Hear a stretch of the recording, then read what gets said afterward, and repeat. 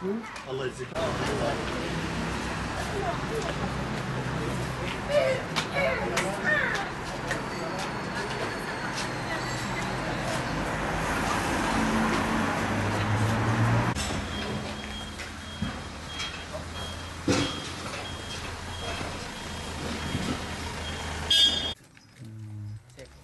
Abode, sıklaşıyor.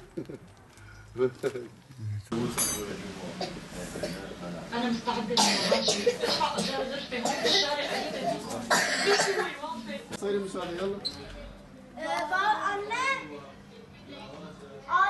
Alta مدري مين والله ما بعرف أوقع.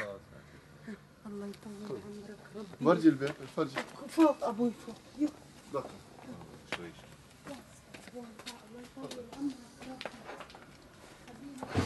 جيب الألمنيوم. ألمنيوم. لوين نحطها هذه؟ الله يعطيك العافيه. يلا. هذه صوبة تمام عمو؟ هذا على الكاس يلا مبروك. الكاس وهذه مبروك. الكاس بوري ما في بس بدك تجيب لك بودي ألمنيوم تمام؟ الله يعطيك العافيه. Altı kardeşler. Anne baba 7 kişiler. Bunların başına şöyle bir durum geliyor.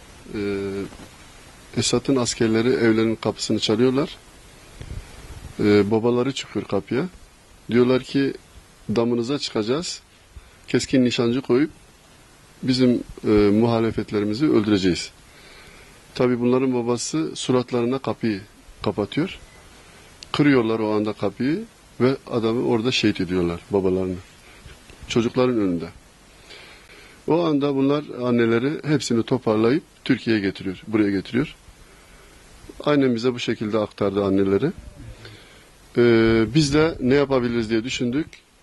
Eksikleri nedir? Onları tahlil ettik ve yardıma başladık elhamdülillah. Gıda yardımı, battaniye yardımı, işte sünger yardımı, soba yardımı. Ayrıca bu aileye biz yetim aile aylığı bağladık.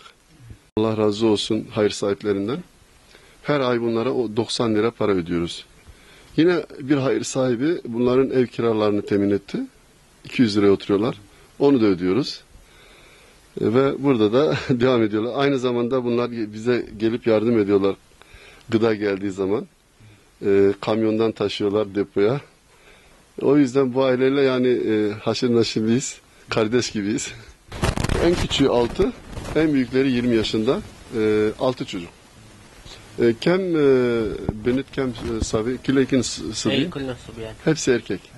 Evet. Kız çocuğu yokmuş. Buradaki ailelere dağıttık. Onların hem adet sayısını bilmemiz açısından hem de ne verdiğimizi bilelim diye arkasına yazıyoruz. Kartın arkasına. Şimdi mesela bu tekerlekli sandalyeye getirdik. Oraya not alacağım. Yani hangi aileye neler yardımda, nasıl yardım etmişiz, neler vermişiz, o kartta hepsi görünüyor. Derneği adına mülteci kartı diye. Ve burada da ailelere verdiğimiz şeyleri yazıyoruz, not alıyoruz. Ne vermişiz? Bakın burada maşallah iyi, bu aileye iyi bakım yapmışız. 1, 2, 3, 4, 5, 6 olarak buradaki Suriyelilere geldiği günden beri yardımcı olmaya çalışıyoruz. Bu kadın da annemiz de onlardan biridir. Bunun durumu kanser hastası. Yani meme kanseri. Geldiği günden beri bizim Yaren Derneği'nin elemanları ona hastanede de yardımcı oldular. Şimdi bizden şey istedi, tekerlekli sandalye. Onu temin ettik hayır sahiplerinden. Ayrıca buraya soba gibi işte battaniye, sünger gibi yardımlarda da bulundu.